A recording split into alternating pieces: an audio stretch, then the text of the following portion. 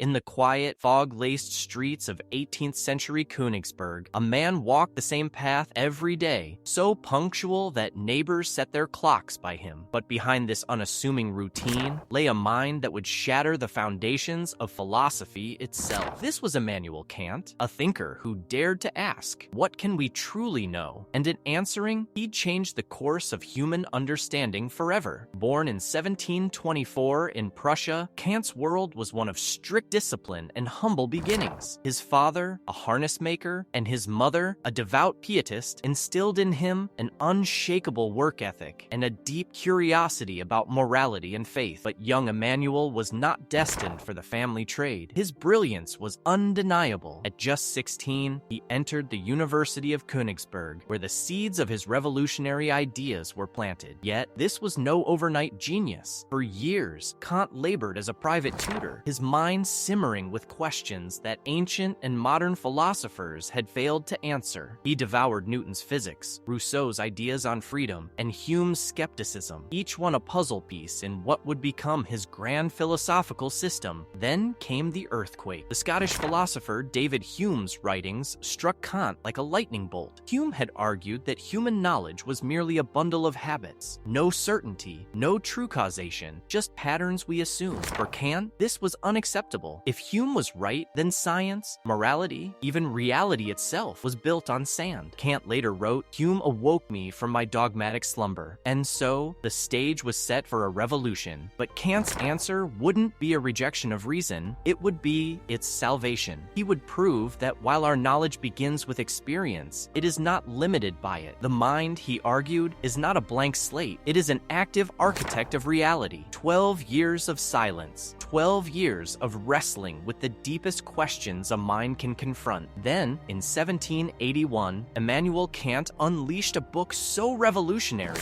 it would be called the Copernican Turn of philosophy. This was Critique of Pure Reason, a work that dared to ask not just what we know, but how we know anything at all. Before Kant, philosophers had assumed the mind must conform to reality, but Kant flipped this on its head. What if reality conforms to the mind? Imagine a pair of spectacles you can never remove. The lenses, space, time, causality shape everything you see. You cannot perceive the world without them. This, Kant argued, is the human condition. We do not see reality as it truly is. We see it as our minds structure it. This was no mere abstraction. Kant was laying the foundation for modern science itself by showing that the mind imposes order on chaos, that we bring concepts like cause and effect to experience rather than deriving them from kit. He gave reason its power back. Newton's laws weren't just observations, they were possible because the human mind constructs nature this way.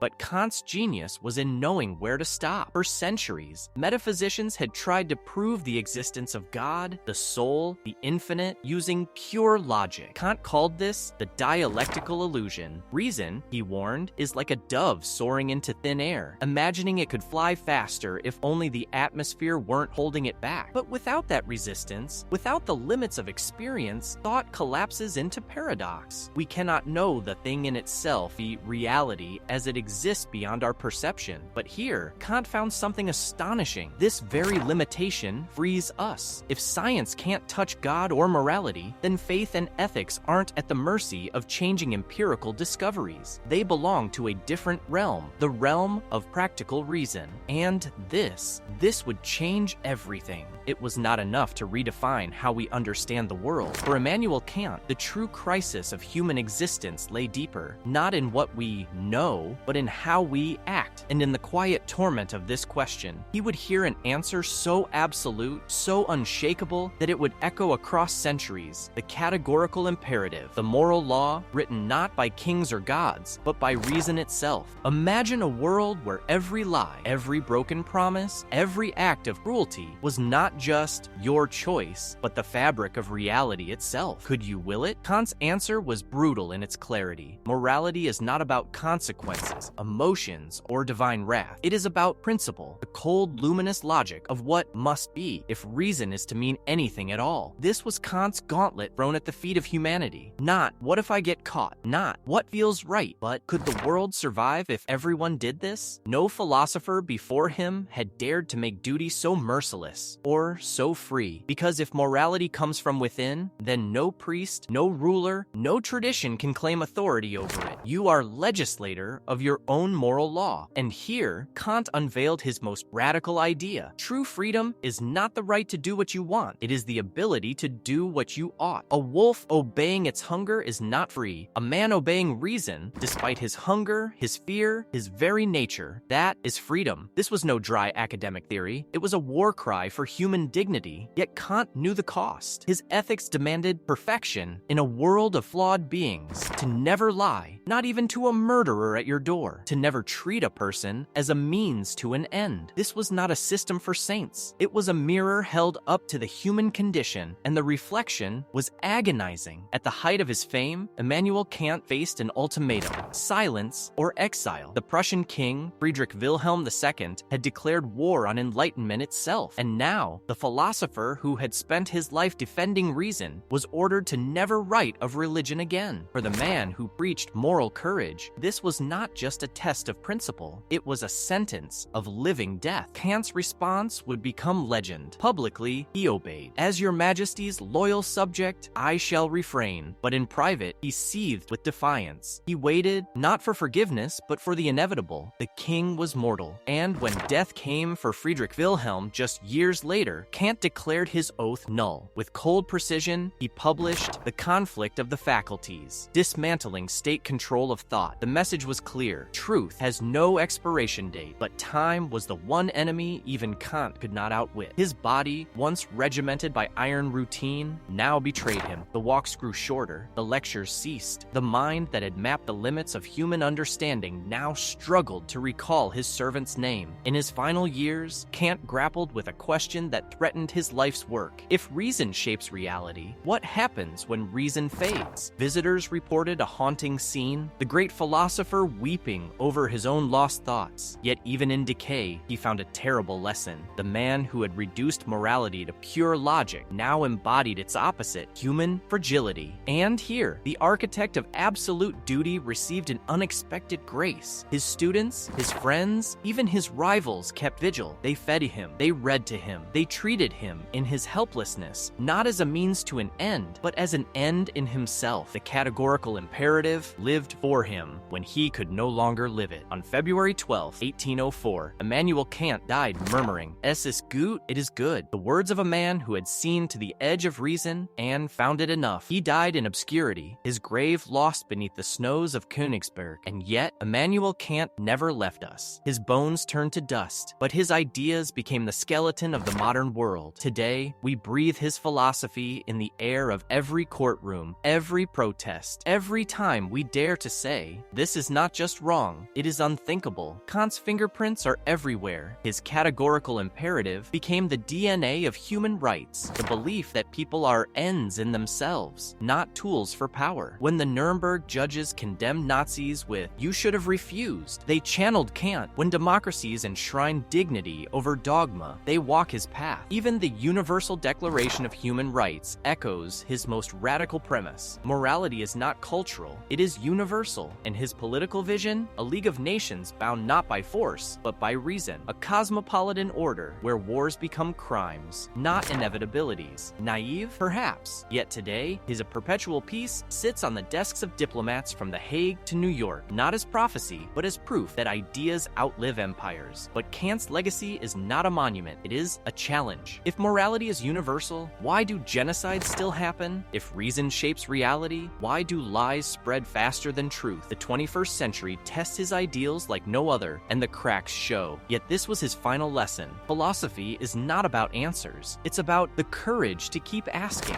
Every time we demand accountability from the powerful, every time we resist the algorithm's whisper to just hate them, we resurrect Kant's revolution, not in Prussian lecture halls, but in the choices we make. Right now, the starry heavens endure, the moral law remains, the choice is yours.